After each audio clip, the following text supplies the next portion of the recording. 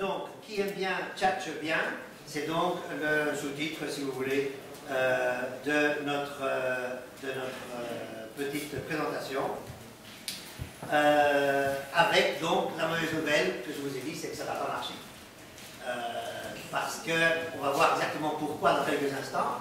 Parce qu'il y a des tas de vieux fantasmes qui sont véhiculés par ce langage SMS, comme un certain retour à l'état de nature, à l'état d'oralité, à l'état du bon sauvage, du bon francophone parlant simplement, dans un état primitif.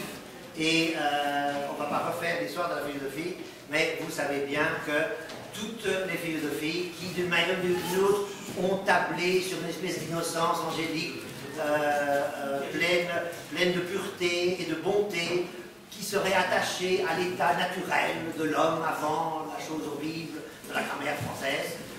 Cet homme-là n'existe pas. La grammaire française n'a jamais existé avant que d'être insupportable. Donc, tous ces fantasmes qu'on revient à un langage plus oral, que ça va tout simplifier, qu'on va tous s'aimer et tous merveilleux ensemble, tout ça, c'est la grosse blague. Mais c'est pas mal d'y croire. Ce qui est catastrophique, c'est que ça ne marche pas. Mais l'idéal est un bon idéal, mais on va voir que ça ne marche pas pour notre cas ici du langage du SMS. Parce que, rassurez-vous, je vais finir avec mon introduction, la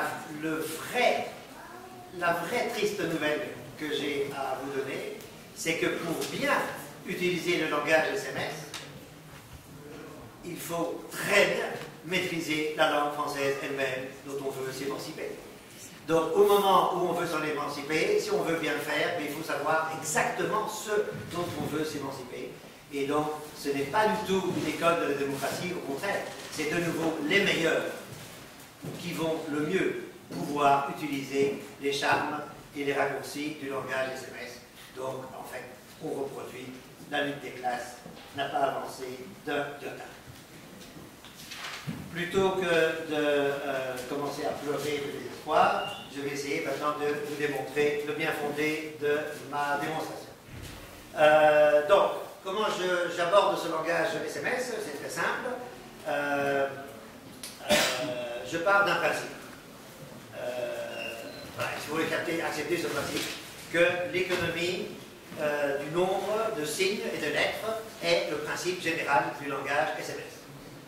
On peut contester ce principe, si vous contestez ce principe, tout s'écroule, mais je crois qu'on est globalement tous d'accord pour dire qu'il y a une certaine efficacité, limiter le nombre de signes, aller directement au but et éviter tous les nœuds explétifs que charrie la langue française. Donc, c'est vrai que vous allez me dire que c'est un peu déclassé parce que maintenant, dans les smartphones, etc., parce que machin que je ne connais pas, il paraît qu'il y a des dictionnaires intégrés, etc., que dans les Twitter, il y a quand même Twitter où il y a 140 signes, si j'ai bien compris. Donc on est quand même obligé de faire, quand on a beaucoup de choses à dire comme moi, on est obligé quand même d'essayer d'aller au minimum. Et donc quand même, c'est pas parce qu'on a des dictionnaires partout, on est quand même tenté de simplifier au minimum la langue de manière à minimiser le nombre de signes. C'est vrai qu'il y a des mouvements comme le slow messaging qui essayent d'essaimer, comme le slow food, le slow messaging, des gens qui prennent des temps fous pour réécrire, c'est nostalgique de la carte postale. Tout ça c'est vrai, mais tout ça, ce sont des épiphénomènes qui montrent bien que time is money, et donc ce qu'on veut faire ici, c'est gagner du temps. Alors, un peu de mathématiques, ou plutôt de géométrie. Comment se présente le problème du langage SMS? Eh bien, c'est relativement simple. Vous avez ici le nombre de signes. Le nombre de signes. Et ici, vous avez la quantité d'informations.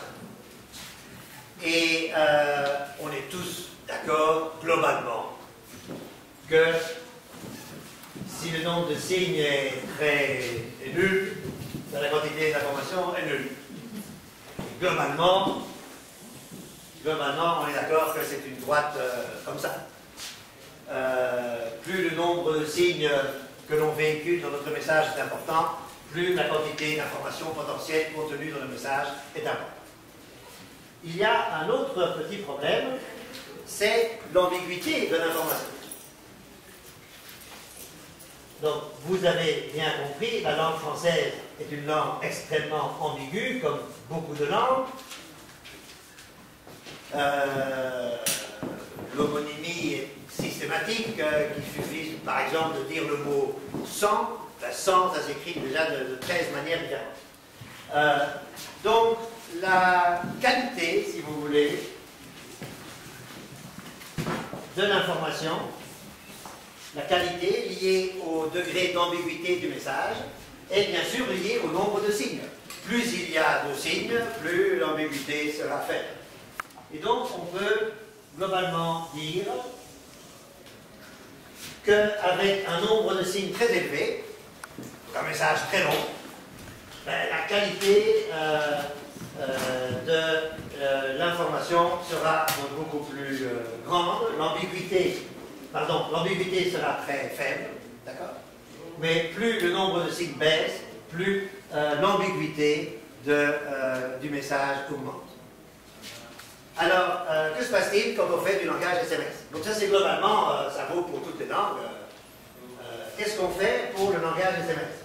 Eh bien, le langage SMS, qu'est-ce qu'il veut? Il veut, on peut le présenter de différentes manières, pour un même nombre de signes, que je ne me trompe pas, il veut donc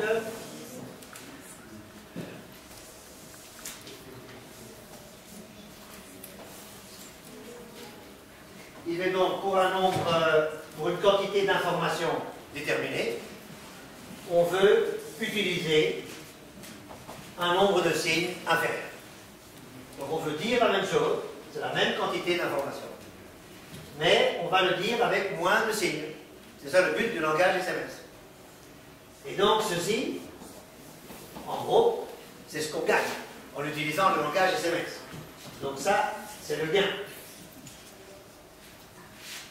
C'est pas mal. Le problème, c'est que nous étions là,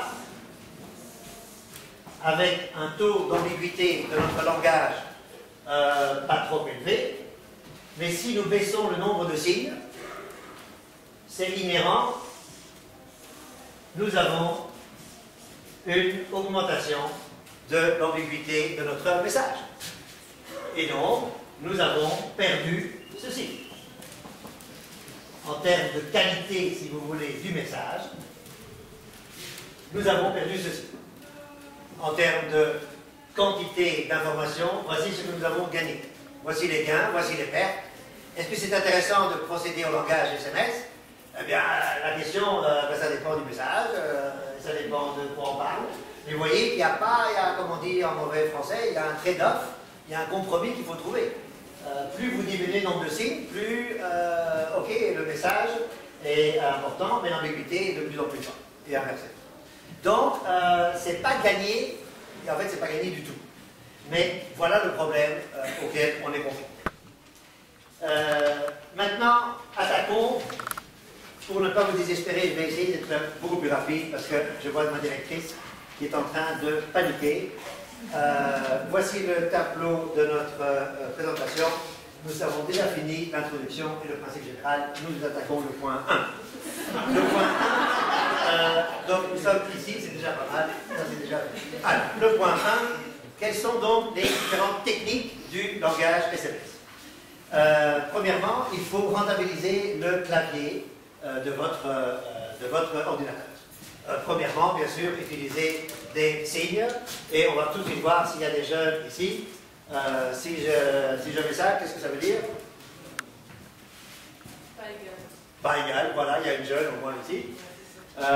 Et donc, pour utiliser le égal. Et si on dit ça, ça veut dire? Plus, très bien. On va voir s'il y a des gens qui ont des petits problèmes. Ça veut dire? Donc il y a le petit point, le petit rond là-haut. Et donc? Degré Celsius. Il fait pas plus chaud. Ah, il y a moins de jeunes que je ne pensais. En fait, chez les initiés, ça veut dire alcool. Nous avons l'arrobase, et ceci veut dire A+. Ok? On ne va pas multiplier d'exemples, il faut être efficace. Donc on va utiliser dans le langage SMS, utiliser au maximum les plus, les moins, les parenthèses, etc. Et puis il y a la fameuse majuscule, c'est le deuxième point. Ça s'appelle, pour ceux qui aiment les jolis mots, les pelures, c'est très très beau. Et les pelures, c'est qu'on va prononcer les lettres selon leur prononciation. Et je vois le monsieur qui va nous dire tout le monde, allez-y. Elle a chaud au cul. C'est donc ce truc bien connu, il y en a d'autres aussi connus, comme celui-là. Elle s'est cassée. Tout le monde connaît la fameuse radio. Ok?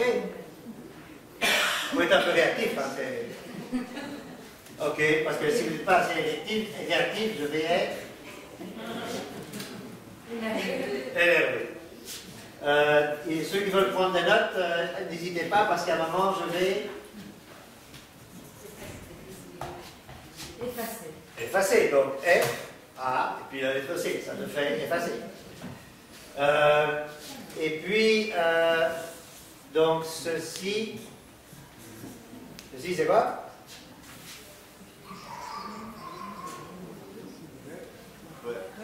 Ah, je vois vraiment qu'il y a quand même pas mal de vieux.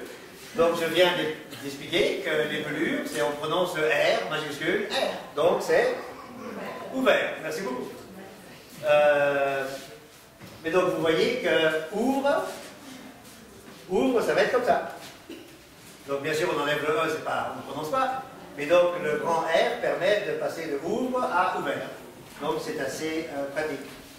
Mais très vite, il y aura des problèmes. Parce que ici, c'est le chaos. Le chaos, c'est quoi? Le chaos, c'est le chaos. Ah, le problème commence. Vous voyez? On croyait tout résoudre. En fait, avant, c'était clair. Chaos, je suis chaos. Mais là, maintenant, c'est peut-être le chaos. Et donc, vous voyez, on est en train de comprendre qu'on gagne d'un côté et on perd de l'autre. C'est un peu plus court, on a moins de signes, mais l'ambiguïté augmente. C'est pas possible. Alors, ça c'est quoi? C'est le journal, c'est les visées. Voilà, donc pour les vieilles, c'est bien sûr le JT. Mais pour les vieux, parce que c'est le JT, etc. Mais pour les jeunes, bien sûr, c'est la manière la plus courante, parce que le mot jeter est très courant, de dire jeter. Parce qu'ils disent jeter. Parce qu'il y a des approximations phonétiques, on va en parler plus tard, et donc ceci veut dire JT. Mais le problème de ma belle-mère qui vient de parler, c'est qu'elle pointe, c'est le JT. Et elle est tout à fait en phase avec le problème, ma belle-mère, c'est qu'en fait, quand elle recevra ça sur son premier message SMS, elle ne va pas comprendre. C'est le contexte de nouveau qui devra expliquer si c'est le verbe jeter ou bien si c'est son JT. Il y a des problèmes, il y a d'autres problèmes, par exemple ça, c'est quoi? C'est juste pour anticiper un peu pour la suite. Vous voyez que c'est du tal. Mais non, c'est ton truc à la con.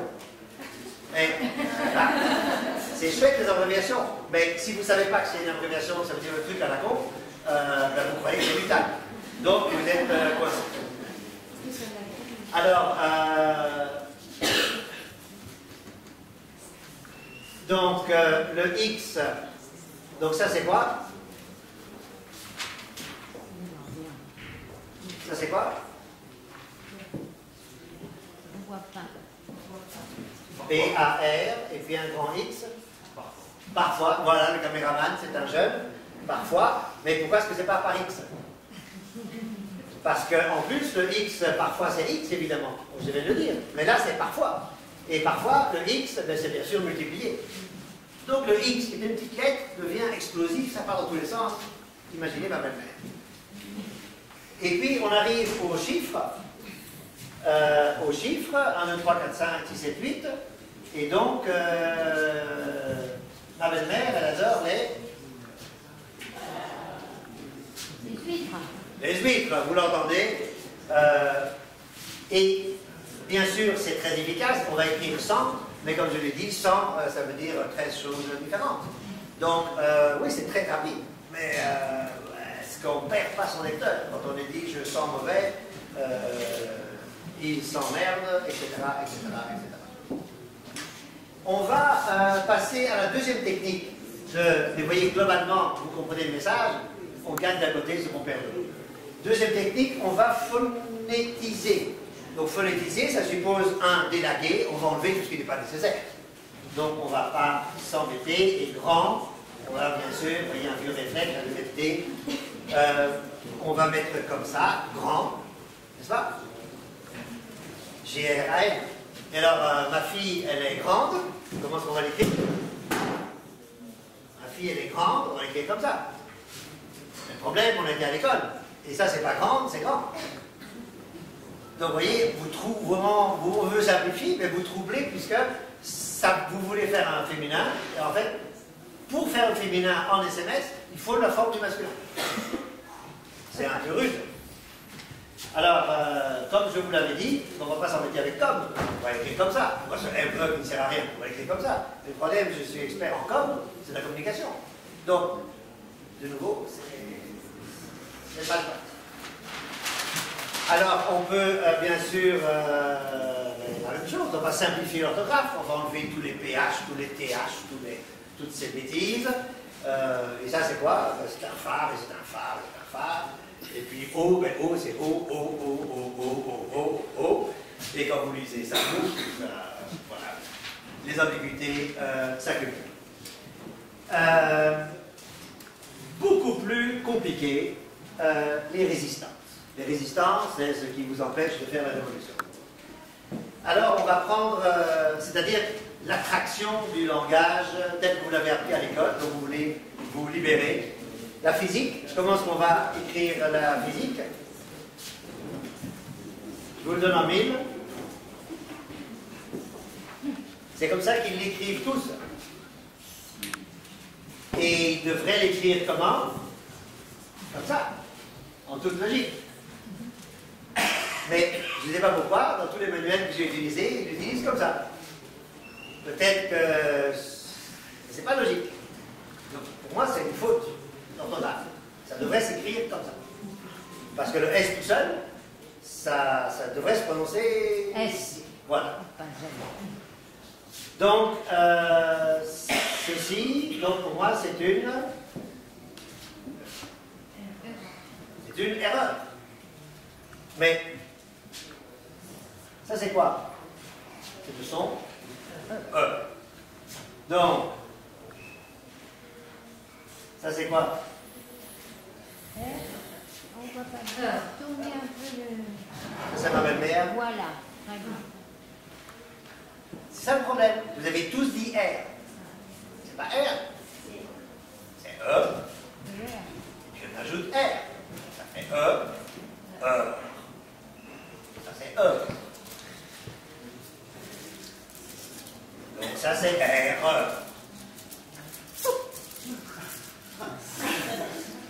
Ça fait glousser ma belle-mère.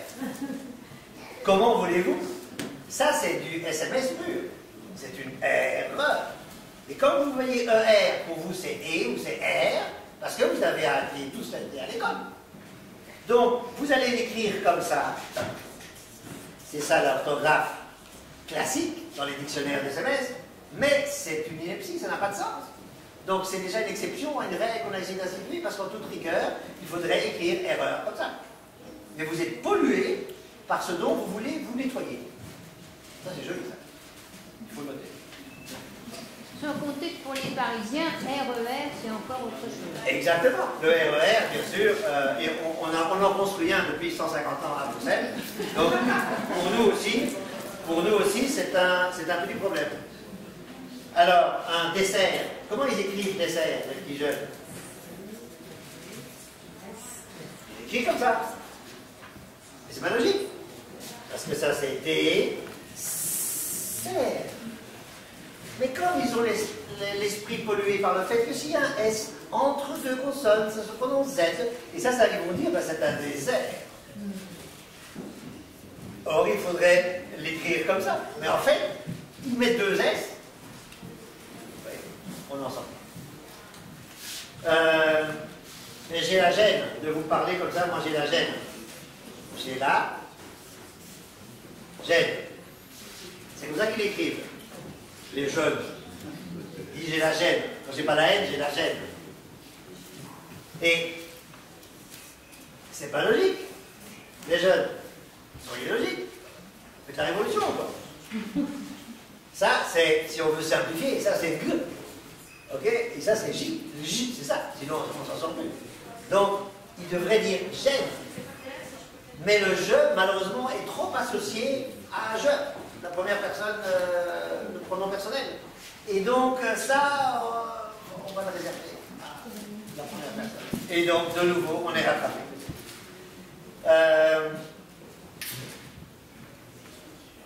Etc. Alors, nous avons donc bon, le sexisme, bien entendu. Ça c'est un et ça c'est pas une. Bon, on va pas parler de sexisme, sinon ça va être interminable. Parce que ça pourrait être un, ça pourrait être une, et bien dans le langage SMS, ce n'est jamais une, c'est toujours un. Et donc, parfum, c'est comme ça. Parfum, c'est comme ça. Mais mademoiselle se parfume, ça va pas aller. Les approximations phonétiques, ça, c'est le point 3, vous voyez qu'on avance. Les approximations phonétiques, ça, c'est ce qui fait le plus hérisser le poil des puristes dans mon style. C'est-à-dire qu'on s'en fout globalement de la prononciation. Si on s'y retrouve, c'est l'essentiel. Et donc, on va arriver à dire des choses comme ça. Par exemple, ça, c'est quoi? C'est 6. Ça, c'est quoi? Positif. Excellent. Donc, ça, c'est positif. Et ça, c'est...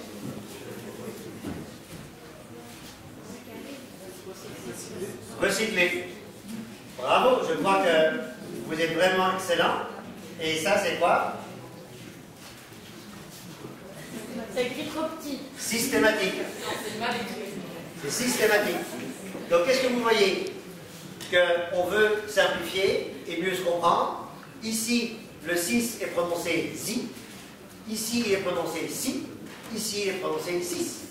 Donc, un petit signe qu'on croyait univoque, tout à fait simple, en fait, il part dans 3 directions différentes. Bien sûr, quand ceci, c'est quoi? Bah, c'est le T ou t'es con, c'est aussi comme ça. Et ça? T'étais. Mais t'étais parti, etc.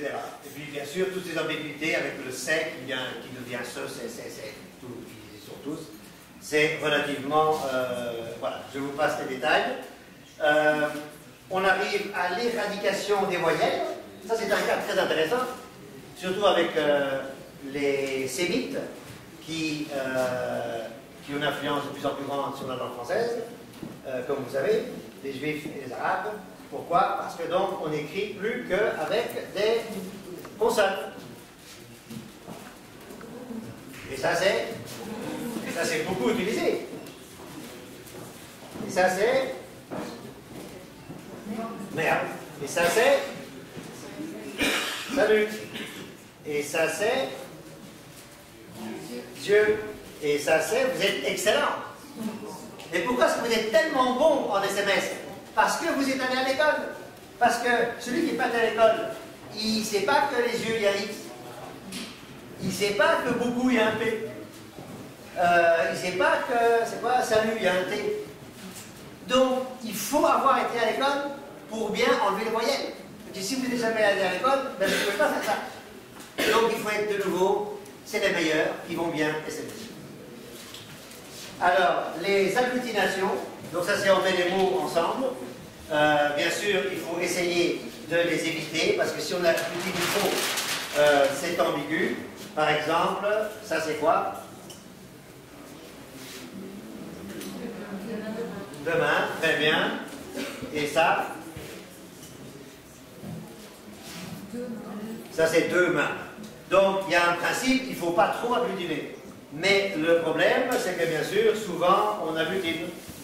Et donc ça c'est G, je vais. Donc il y a deux mots là. Et donc, je suis, ça devient je suis. Donc, on agglutine. Vous allez dire, c'est fantastique. Même problème, c'est que dans la langue française classique, on n'agglutine jamais. Donc, on sait au moins où on est. Ici, dans les gages SMS, parfois c'est agglutiné, parfois c'est pas agglutiné. Donc, l'ambiguïté augmente, parce que vous devez déglutiner ou engglutiner le verbe, le mot, pour savoir où est-ce que vous êtes. Donc, l'agglutination, c'est parfois compliqué. Il y en a vraiment des rigolos. Bien sûr, ça c'est... Ça vous connaissez? Qui est là? Alors, le paragraphe suivant, la ponctuation, on va la simplifier. On va la simplifier. Il n'est pas mort. Là, je ne l'écris plus en langage SMS pour aller plus vite. Il n'est pas mort, comme on l'a dit. Il ne s'est pas pendu, il s'est empoisonné. Il n'est pas mort, comme on l'a dit. Ça change absolument tout. Je donne juste un autre exemple.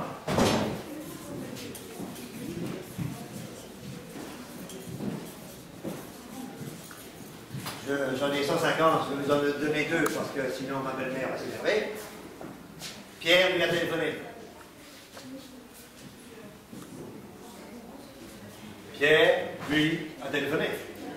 Donc, ok, on enlève les virgules, essentiellement, c'est extrêmement pratiqué, mais ça augmente beaucoup les ambiguïtés, et il y a des cas où on comprend. On ne va pas vous faire tous les exemples. L'ellipse d'un mot. L'ellipse d'un mot, c'est très simple, on enlève carrément un mot. Mais si vous écrivez ça,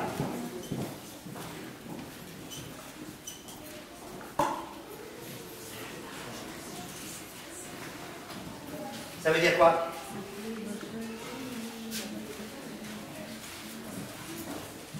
Ceci veut dire quoi?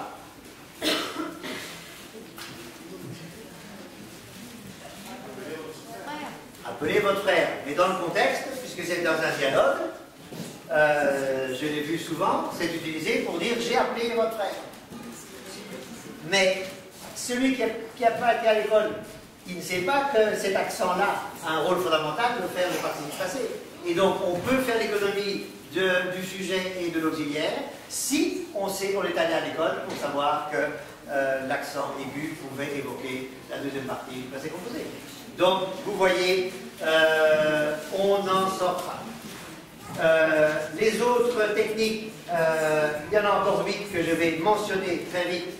Bien sûr, vous connaissez, ça je dis pour ma belle-mère parce que je ne connais certainement pas. Ah, ça veut dire des vieux. Ah, ça veut dire qu'on rit quoi.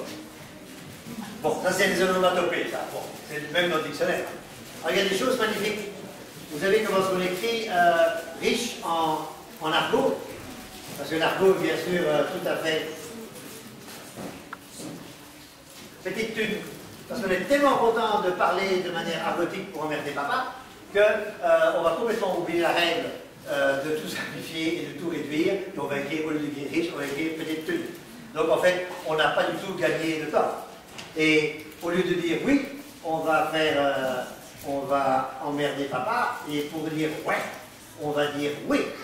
Oui, comme ça papa n'est pas content, oui, on parle mal et tout. Sauf que oui, c'est beaucoup plus ça prend beaucoup plus de touches que de dire oui.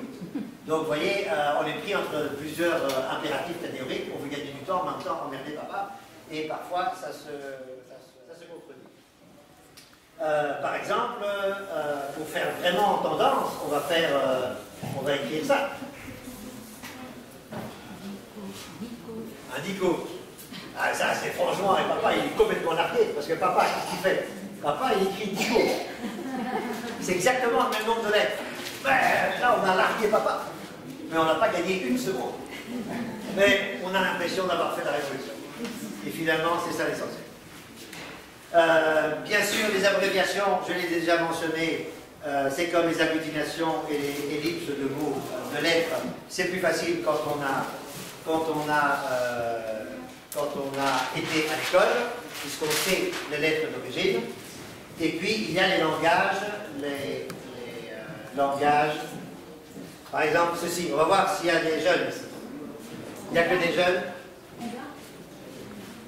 Non. CMB, il n'y a pas un jeune ici?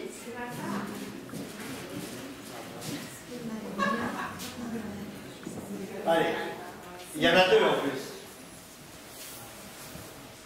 Bon, mais ça c'est si jamais les jeunes ont leur GSM saisi par leurs parents.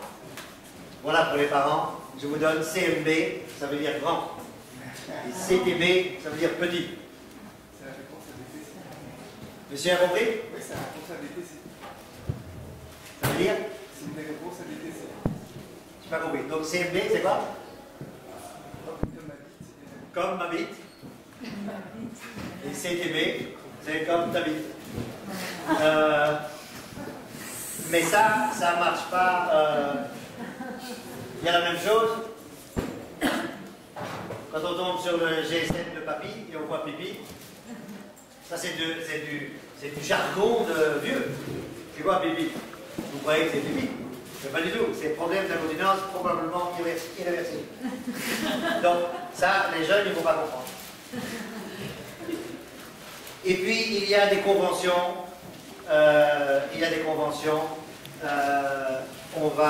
Je sens que l'attention se disperse. On va aller à l'essentiel. Le dernier point, c'est intéressant en diable, c'est les anglicismes. Parce que les anglicismes, c'est comme emmerder papa, c'est hyper bien vu. Donc, on ne va pas dire gagner, on va dire win. D'accord? Et on va dire NC, et ça veut dire no comment, magnifique. Et alors ça, c'est quoi? Mais ça pourrait être SQ. Mais non, c'est de l'anglais, c'est du skate. Et ma belle-mère, elle va croire que c'est cuit. Et alors, bien sûr, on ne dit pas meilleur, ça c'est très intéressant, on ne dit pas meilleur, on dit best. Là, c'est vraiment très économe. Et ça, c'est quoi? Anna. Ah oui. Et donc, ça, c'est 3 ans. Et ça, c'est 33 ans. Alors, ça, c'est hyper classe. Hein. C'est quoi? First. Parce que si vous dites ça, c'est ringard. C'est la même chose, c'est premier, mais c'est beaucoup plus classe de faire un peu franglais. Mais parfois, ce snobisme est catastrophique. Parce que ça veut dire quoi? Matin. Parce qu'en anglais, c'est avant midi. Mais pas de chance, AM, c'est aussi l'après-midi. Donc, c'est exactement le contraire. Et donc, j'ai vu l'ambiguïté. Donc, c'est à la fois le matin, et puis c'est après, c'est à l'après-midi. Donc, c'est la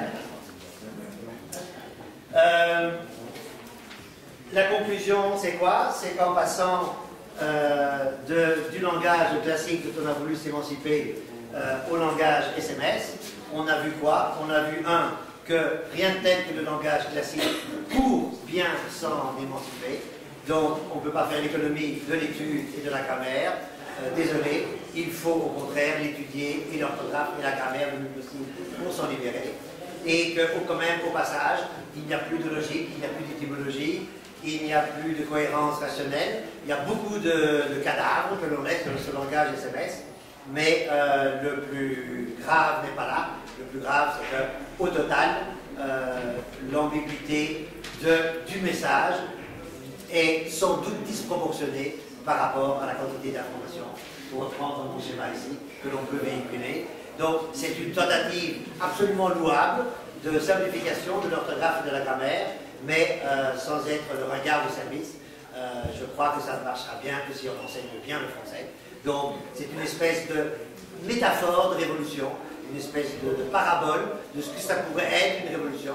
Mais si on veut vraiment révolutionner la langue française, ce dont on a le plus grand besoin, il ne faut pas s'attaquer à sa surface extérieure, il faut aller à la racine du mal, à savoir il y a 5 siècles, quand on a décidé que si c'était compliqué, c'était chic, et si c'était chic, c'était beau.